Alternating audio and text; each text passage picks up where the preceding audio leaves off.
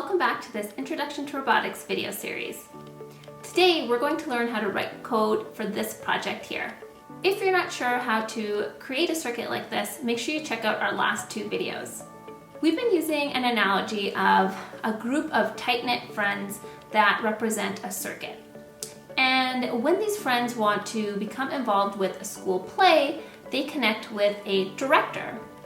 The microcontroller is like the director of the play.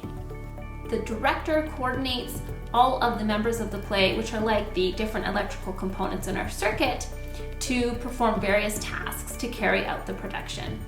The director receives his or her instructions from the playwright, who has the overall vision and writes the original script of the play. You are the playwright in this example. You get to write code and send it to the microcontroller to make your circuit do something cool. Here's a few of the symbols that you're going to use today when writing your code. The first is a set of curly brackets, parentheses, and a semicolon. Find where these are on your keyboard now. We'll start by looking at the Arduino IDE, or Integrated Development Environment. When you open up the Arduino software, you'll see a window that looks like this. Each file is called a sketch. So the first thing we'll do is rename and save this file by going to File, Save As. We'll call it Blinky. Next, we'll make sure we're connected to the correct board by going to Tools, Board.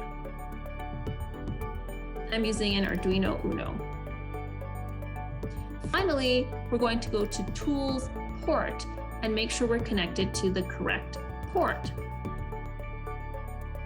You want to check off the one that indicates the board you're working with. This checkmark button is the Verify button. We press this button after we've written our code to make sure there aren't any errors. This is like an editor reading over the playwright script. The arrow pointing to the right button is our Upload button. After we've written and verified our code, we press this button to transfer it to our microcontroller. As you can see, when you open up a new sketch, there's already some text written in it. And so these are two built-in functions called setup and loop that we will write all of our code in. A function is a body of code written within a set of curly brackets. Any code written in the setup function is only executed one time. Any code that's written within the loop function will be executed continuously, again and again and again, in a loop.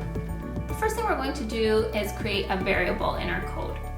A variable is a place to store a piece of data. A variable has a type, a name, and usually a value assigned to it. For example, a lunchbox is kind of like a variable. One day it may hold a carrot, and another day it might hold a piece of cake. However, it's always containing a type of food. What are some other examples of variables that you can think of that have a type, name, and value? The variable we're going to create will hold the value of the pin number our LED is connected to, which happens to be digital pin 7. The type of data this variable is going to hold is the pin number, which is an integer number. And we abbreviate integer with int for the type. I will give this variable a name called LED pin. And we are assigning it a value of 7 since that's the digital pin number the LED is connected to. We have to end this line of code with a semicolon. We're going to use 3 other built-in functions in Arduino to make our LED blink. The first function we'll use is called pinMode. This function tells our microcontroller what type of electrical component is connected to a specific pin. pinMode takes in 2 parameters. These are written in a set of parentheses beside the name. The first parameter is the pin number. The second parameter is the mode. The mode can either be input or output. Input refers to an electrical component that will sense something in the environment and transfer that into an electrical pulse, which will then be sent to the microcontroller.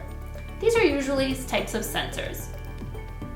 An output is something that we can send an electrical pulse to control it or turn it on or off, for example. If you haven't guessed it yet, our LED is an example of an output. We're going to write our pinMode function within the setup function, since we only need to tell the microcontroller once what digital pin 7 is connected to. These built-in functions are case sensitive, so make sure you are typing it exactly as you see. And since we've created a variable to hold the pin number, I'll use that for the first parameter. And type the mode in all caps. Again, this is a statement of code which we have to end with a semicolon. Next function we'll use is called digitalWrite. This function sends a voltage to a specific pin.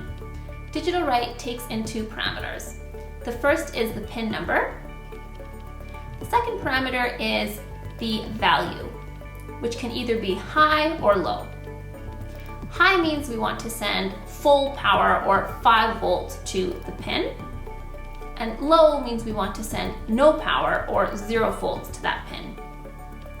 By selecting high, we'll be able to turn the LED on, and by selecting low, we'll be able to turn it off. Let's start by turning our LED on.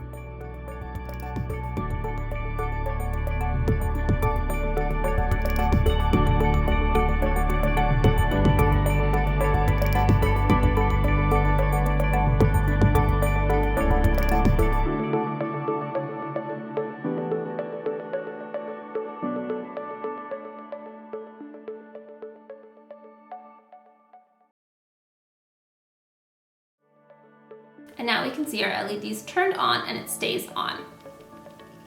Now, if I want to make it blink, I need to turn it off. So I could try to write digitalWrite again below it, this time selecting low as my value, and see if that gives me a blinking effect.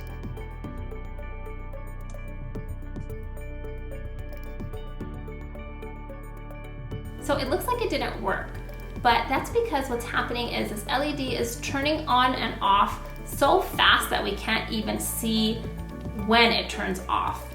In order to fix this, we're going to use a function called delay, which will pause our program for a specified amount of milliseconds.